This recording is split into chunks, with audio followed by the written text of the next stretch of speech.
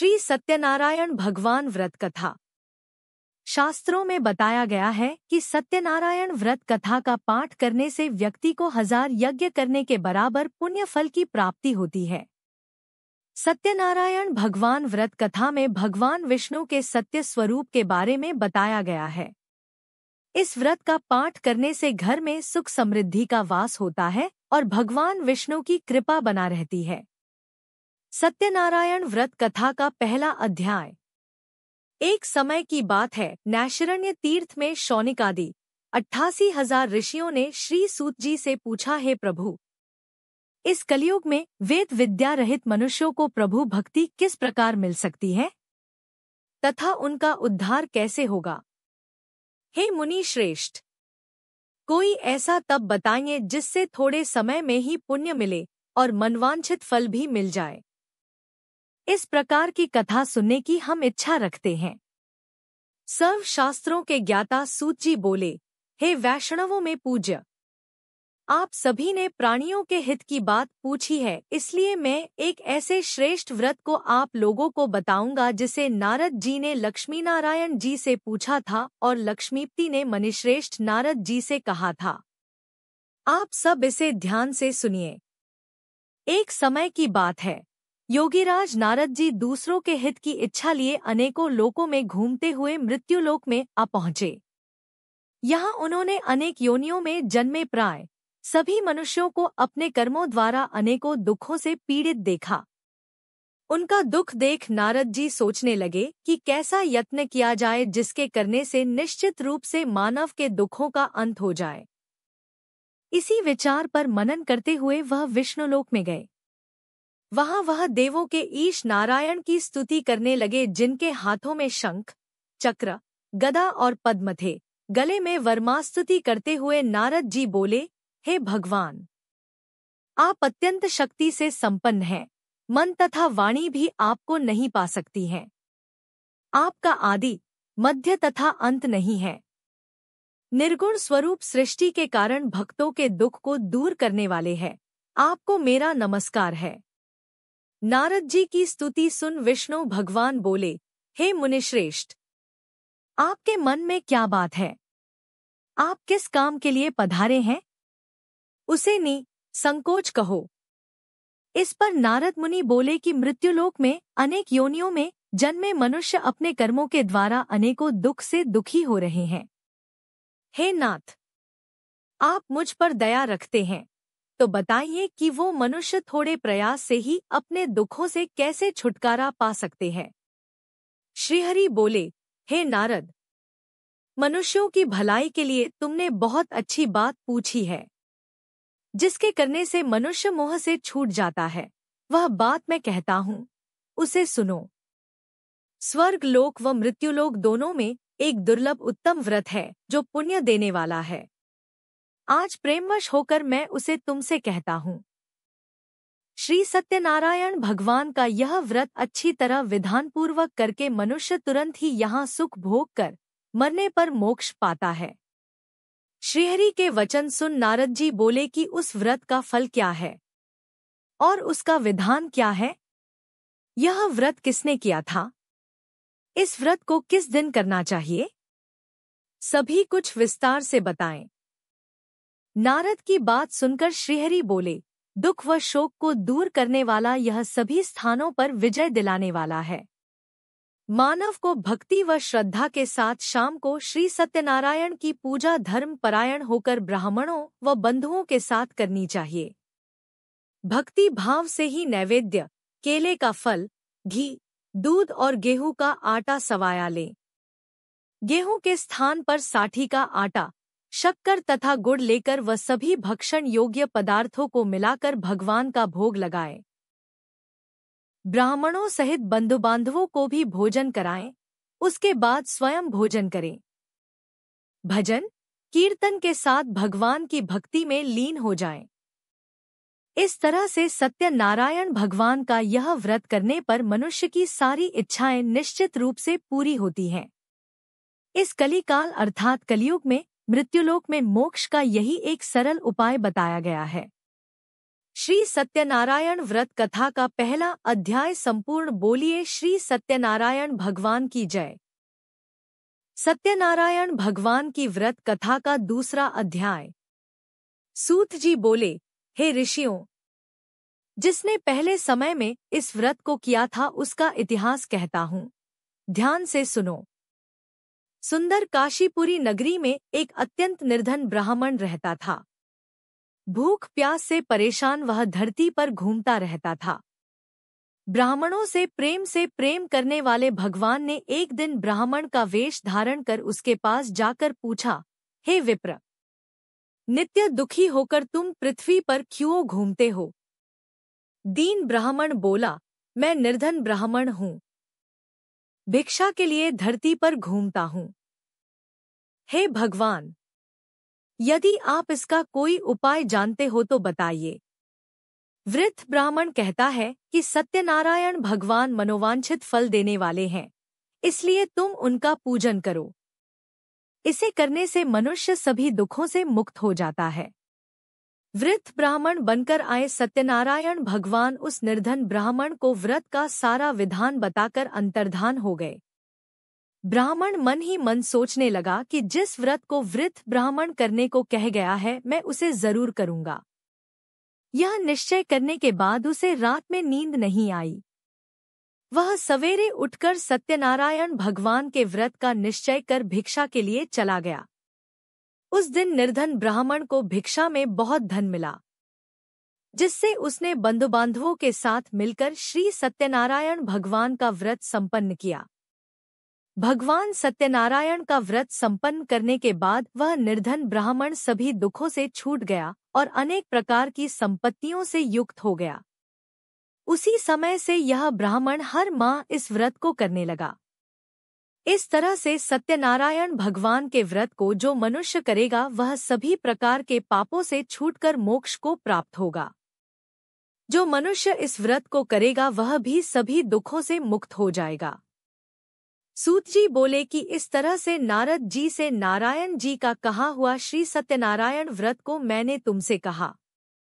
हे विप्रो, मैं अब और क्या कहूँ?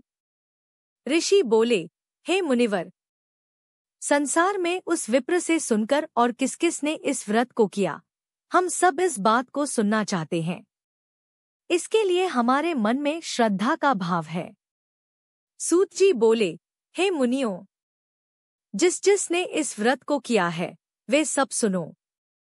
एक समय वही विप्र धन व ऐश्वर्य के अनुसार अपने बंधुबांधवों के साथ इस व्रत को करने को तैयार हुआ। उसी समय एक लकड़ी बेचने वाला बूढ़ा आदमी आया और लकड़ियां बाहर रखकर अंदर ब्राह्मण के घर में गया।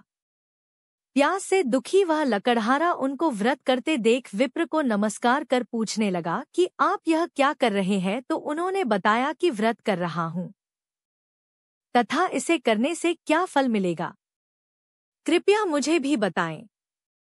ब्राह्मण ने कहा कि सब मनोकामनाओं को पूरा करने वाला यह सत्यनारायण भगवान का व्रत है। इनकी कृपा से ही मेरे घर में धन धान्य आदि की वृद्धि हुई है। विप्र से सत्यनारायण व्रत के बारे में जानकर लकड़हारा बहुत प्रसन्न हुआ। चरणामृत लेकर व प्रसाद खाने के बाद वह अपने घर गया।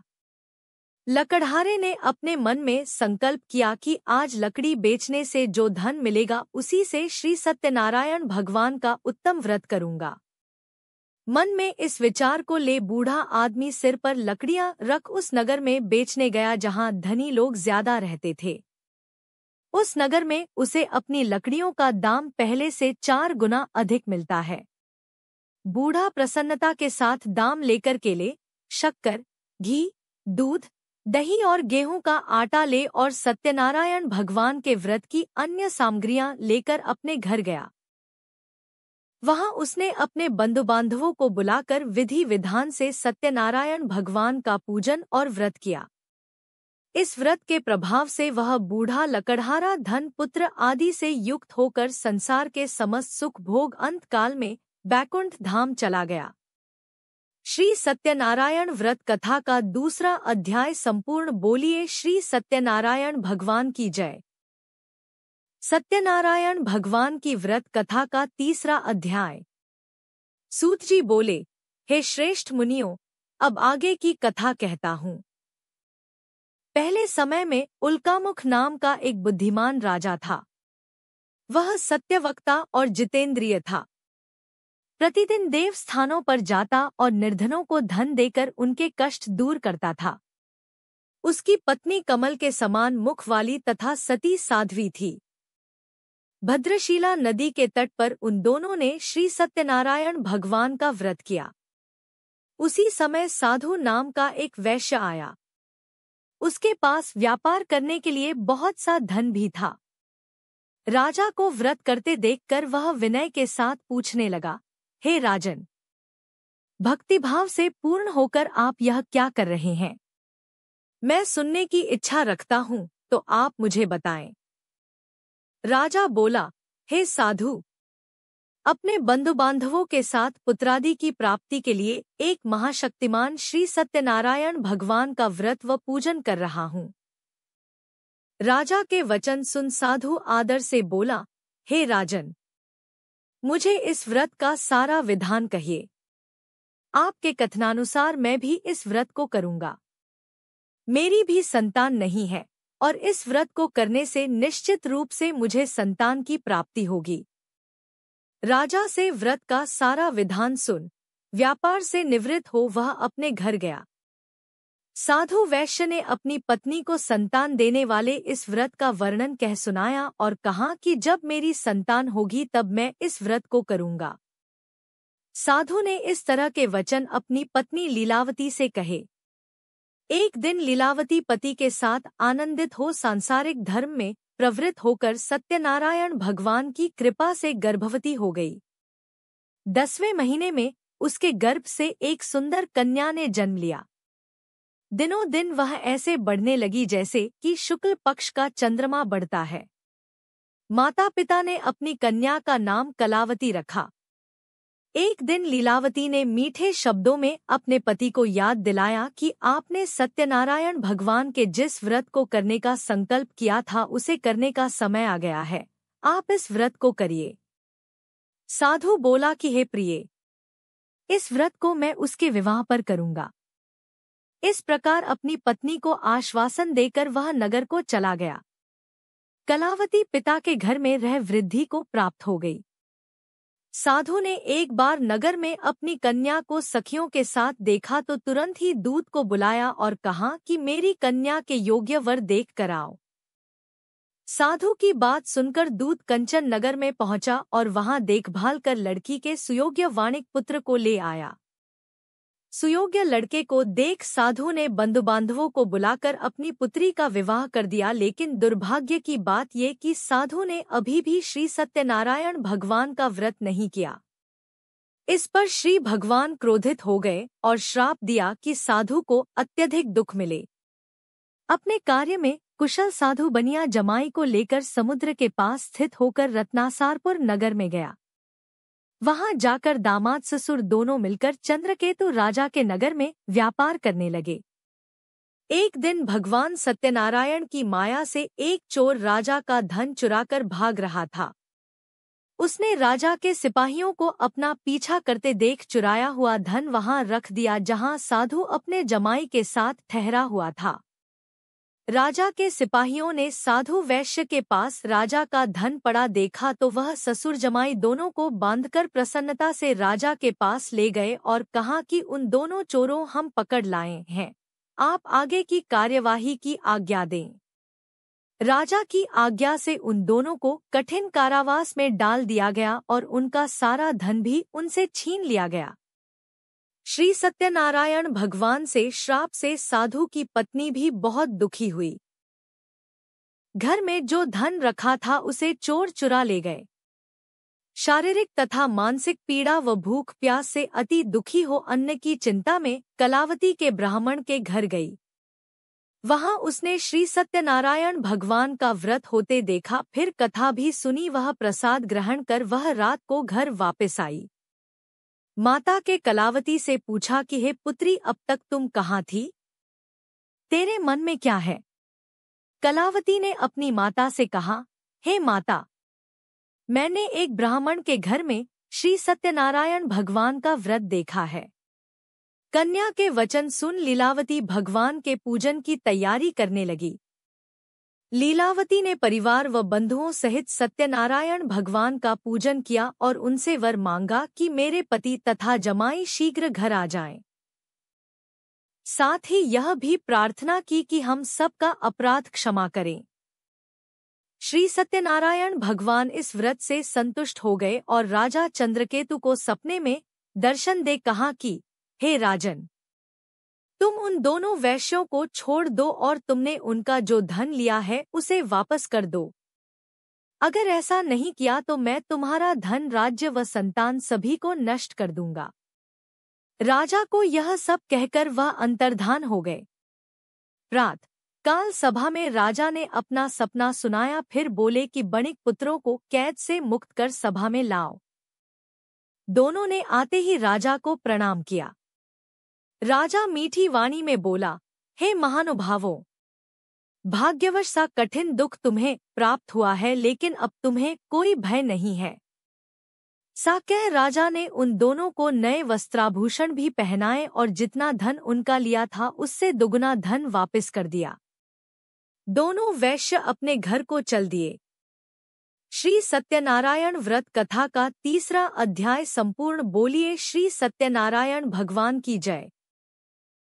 सत्यनारायण भगवान की व्रत कथा का 4था अध्याय। सूत जी बोले, वैश्य ने मंगलाचार कर अपनी यात्रा आरंभ की और अपने नगर की ओर चल दिए। उनके थोड़ी दूर जाने पर एक दंडी वेशधारी श्री सत्यनारायण ने उनसे पूछा, हे साधु, तेरी नाव में क्या है? अभिवाणी वणिक हंसता हुआ बोला, हे दंडी, आप क्यों पूछते हो? क्या धन लेने की इच्छा है? मेरी नाव में तो बेल व पत्ते भरे हुए हैं। वैश्य के कठोर वचन सुन भगवान बोले, तुम्हारा वचन सत्य हो। दंडी ऐसे वचन कह वहां से दूर चले गए। कुछ दूर जाकर समुद्र के किनारे बैठ गए।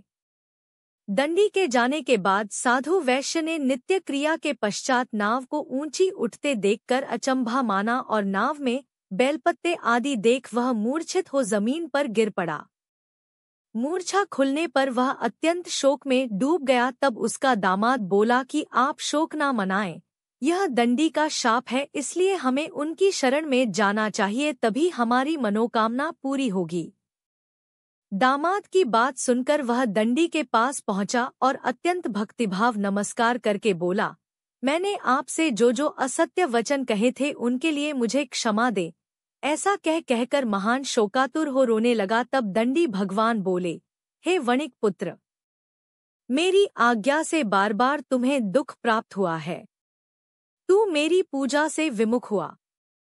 साधु बोला, हे भगवान, आपकी माया से ब्रह्मा आदि देवता भी आपके रूप को नहीं जानते, तब मैं अज्ञानी कैसे जान सकता हूँ? आप प्रसन्न होइए, अब मैं सामर्थ्य के अनुसार आपकी पूजा करूँगा। मेरी रक्षा करो और पहले के समान नौका में धन भर दो। साधु वैश्य के भक्तिपूर्वक वचन सुनकर भगवान प्रसन्न हो गए और उसकी इच्छानुसार वरदान देकर अंतर्धान हो गए। ससुर जमाई जब नाव पर आए तो नाव धन से भरी हुई थी। फिर वहीं अपने अन्य साथियों के साथ सत्यनारायण भगवान का पूजन कर अपने नगर को चल दिए। जब नगर के नजदीक पहुंचे तो दूत को घर पर खबर करने के लिए भेज दिया। दूत साधु की पत्नी को प्रणाम कर कहता है कि मालिक अपने दामाद सहित नगर के निकट आ गए हैं। दूत की बात सुन साधु की पत्नी लीलावती ने बड़े हर्ष के साथ सत्यनारायण भगवान का पूजन कर अपनी पुत्री कलावती से कहा कि मैं अपने पति के दर्शन को जाती हूँ, तू कार्य पूर्ण कर शीघ्र आ जा। माता के से वचन सुन कलावती जल्दी में प्रसाद छोड़ अपने पति के पास चली गई। प्रसाद की अवज्ञा के कारण श्री सत्यनारायण भगवान रुष्ट हो गए और नाव सहित उसके पति को पानी में डुबो दिया। कलावती अपने पति को वहां ना पाकर रोती हुई जमीन पर गिर गई। नौका को डूबा हुआ देख व कन्या को रोता देख साधु दुखी होकर बोला कि हे प्रभु, मुझसे तथा मेरे परिवार से जो भूल हुई है उसे क्षमा करें। साधु के दीन वचन सुनकर श्री सत्यनारायण भगवान प्रसन्न हो गए और आकाशवाणी हुई, हे साधु, तेरी कन्या मेरे प्रसाद को छोड़कर आई है, इसलिए उसका पति अदृश्य हो गया है। यदि वह घर जाकर प्रसाद खाकर लौटती है तो इसे इसका पति अवश्य मिलेगा। ऐसी आकाशवाणी सुन कलावती घर पहुंचकर प्रसाद खाती है और फिर आकर अपने पति के दर्शन करती है। उसके बाद साधु अपने बंधु बांधवों सहित श्री सत्यनारायण भगवान का विधि विधान से पूजन करता है। इस लोक का सुख भोग वह अंत में स्वर्ग जाता है। श्री सत्यनारायण व्रत कथा का 4था अध्याय संपूर्ण। बोलिए श्री सत्यनारायण भगवान की जय। सत्यनारायण भगवान की व्रत कथा का 5वां अध्याय। सूत जी बोले, हे ऋषियों, मैं और भी एक कथा सुनाता हूँ, उसे भी ध्यानपूर्वक सुनो। प्रजापालन में लीन तुंगध्वज नाम का एक राजा था। उसने भी भगवान का प्रसाद त्याग कर बहुत ही दुख सहन किया। एक बार वन में जाकर वन्य पशुओं को मारकर वह बड़ के पेड़ के नीचे आया। वहां उसने ग्वालों को भक्तिभाव से अपने बंधुओं सहित सत्यनारायण भगवान का पूजन करते देखा। अभिमानवश राजा ने उन्हें देखकर भी पूजा स्थान में नहीं गया और न ही उसने भगवान को नमस्कार किया। ग्वालों ने राजा को प्रसाद दिया, लेकिन उसने वह प्रसाद नहीं खाया और प्रसाद को वहीं छोड़ वह अपने नगर को चला गया। जब वह नगर में पहुंचा तो वहां सब कुछ तहस-नहस हुआ पाया तो वह शीघ्र ही समझ गया कि यह सब भगवान ने ही किया है। वह दोबारा ग्वालों के पास पहुंचा और विधि पूर्वक पूजा करके प्रसाद खाया तो श्री सत्यनारायण भगवान की कृपा से सब कुछ पहले जैसा हो गया। दीर्घकाल तक सुख भोगने के बाद मरणोपरांत उसे स्वर्गलोक की प्राप्ति हुई। जो मनुष्य परम दुर्लभ इस व्रत को करेगा तो भगवान सत्यनारायण की अनुकंपा से उसे धन धान्य की प्राप्ति होगी। निर्धन धनी हो जाता है और भयमुक्त हो जीवन जीता है। संतानहीन मनुष्य को संतान सुख मिलता है और सारे मनोरथ पूर्ण होने पर मानव अंतकाल में बैकुंठ धाम को जाता है। सूत जी बोले, जिन्होंने पहले इस व्रत को किया है अब उनके दूसरे जन्म की कथा कहता हूँ। वृद्ध शतानंद ब्राह्मण ने सुदामा का जन्म लेकर मोक्ष की प्राप्ति की। लकड़हारे ने अगले जन्म में निषाद बनकर मोक्ष प्राप्त किया। उल्कामुख नाम का राजा दशरथ होकर बैकुंठ को गए। साधु नाम के वैश्य ने मोरध्वज बनकर अपने पुत्र को आरे से चीरकर मोक्ष पाया। महाराज तुंगध्वज ने स्वयंभू होकर भगवान में भक्तियुक्त हो कर्म कर मोक्ष पाया। श्री सत्यनारायण व्रत कथा का 5वां अध्याय संपूर्ण। बोलिए श्री सत्यनारायण भगवान की जय।